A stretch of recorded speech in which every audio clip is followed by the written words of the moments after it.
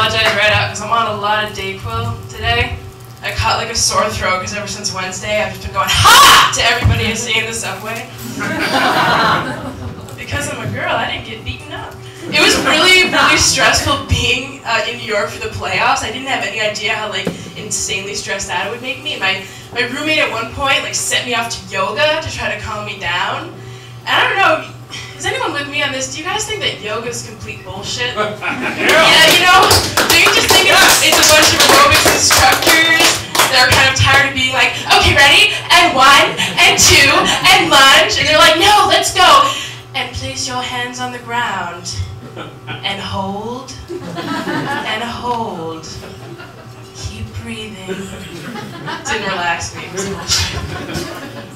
What I'm really stressed out about though is like every stand-up comedian, I lost my job.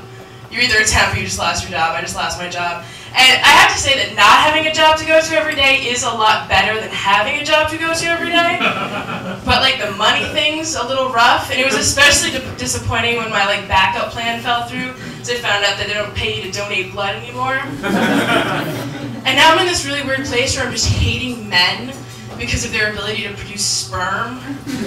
There's some really odd things like the sweet deal nature cut them. Fucking men. I hate them so much. I don't hate men actually. I'm getting married to one. Woo! I'm just kidding, I'm not getting married. Wow, there was like no, usually people were like, yeah, and it's really funny, but like 3 people laugh. Fuck you. What, I can't get married? Fine, I'm like 23, whatever, I can get married.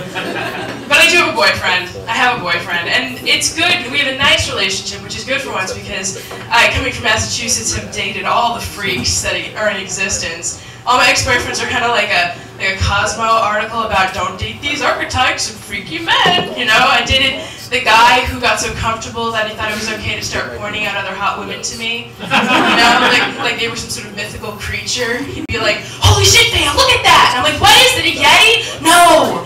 You can see that chick's thong. Great. And then I dated that guy that like gets mad at you because he can't get you off in bed. Do you know what I mean? Do you know this guy? Are you this guy?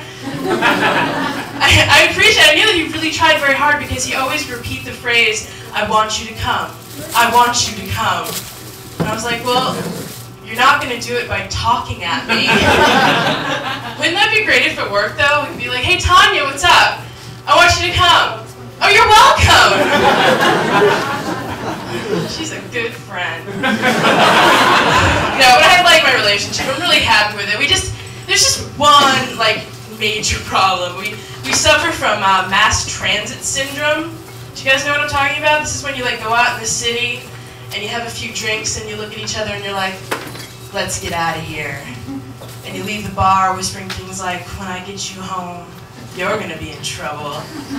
And you go walk to the red line and wait and wait, and then the sex talk turns to talk like, "Did I tell you that your mom called?" You should call her back. "You know, we need toilet paper." Transfer to the green line. "Do you have to stand so close to me? It's a big empty train." "No, I'm not yelling at you." By the time you get off in the station, you're staring at each other like, "Why did I ever want to sleep with you? You're so boring, and the fluorescent lights in the station really bring out your pasty expression." Expression? Uh-oh, Dayquil. Sorry. No punchline for you guys. No punchline for you guys. I'm really stoked about the Red Sox. I keep losing my train of thought too. I actually bought the Post today, because I never buy the Post, obviously. But I bought it today because it said "Damned Yankees" on it, and I was really excited about that. I'm going to frame it. And it reminded me of the last time I saved a newspaper article, which was August of last year. And I thought it'd be appropriate to bring this joke back. This is when the Bowling for Columbine. Oh my God, I'm so sorry. I'm so sick. The Bowling for Columbine DVD came out. Do you guys remember this movie? It came out before Fahrenheit 9/11. I was lucky enough to intern on that movie, which was really awesome. But the coolest part about it was, I don't know if you guys have listened to DVD, but Michael Moore let us, the interns, provide the commentary track instead of him or like somebody that mattered on the movie. So I looked at it like my first step towards, like, I don't know, fame or the presidency or something. And I was very serious when I went in with all my other interns and recorded the track. And my parents pulled this article out of the Boston Globe for me last August, which was a review of the DVD. And it said, social-mindedly giving back a little, Moore lets his interns provide the commentary track.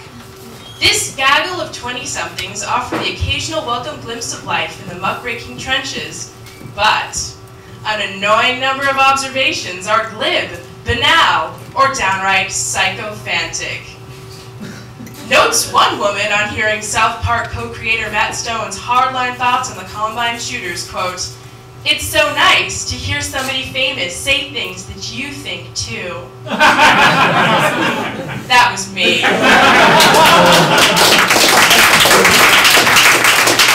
I got quoted in the Boston Globe for sounding like a dick. Which is hard because you go through all of your life just really trying not to sound like a dick, you know? Trying not to say something that's gonna like freak somebody out or like offend somebody, you know, anybody. Especially your grandparents. You know, do you guys have conversations with your grandparents still? I'm sure you do. Like, even if you have an awesome relationship with your grandparents, oh my god. Here's the joke. Even if you have an awesome relationship with your grandparents, it's always very hard to communicate because no matter how cool they are, they just come from a completely different place, completely different time. Mine comes from the Appalachian Mountains, so like it's a little difficult right away. We were having this conversation about music, you know, and I trying really hard not to offend her, and I was like, ask her something really stupid. I'm like, Grandma, what's your favorite song? And she said, well, that'd be my Old Kentucky Home. And I was like, okay, well, I don't really know that song. Can you sing it for me, Grandma? And she said, well, sure. Oh, the sun shines down on my old Kentucky home. 'Tis summer and the Yankees are gay. Did you just say the Yankees are gay, Grandma? And Grandma says, well, nowadays, you can't say darkies. Oh dear. Your blood flows in my veins. But that's okay. That's okay. I got one more thing. I think you can give this out without stumbling or talking about the Red Sox. I recently, I know I'm not dressed like it tonight, but I overcame my tomboy phase. It was a huge deal for me. I was tomboy for many, many years. I even had this like unibrow, this like John Kerry Vietnam era unibrow, you know? And one day, very recently, all my girlfriends came up to me and they're like, Phaea, it's time to pluck the unibrow. And I was like, you guys, I don't want to pluck. Plucking stings. And they said, you know what else stings, Phaea? Ugly. So I plucked my unibrow.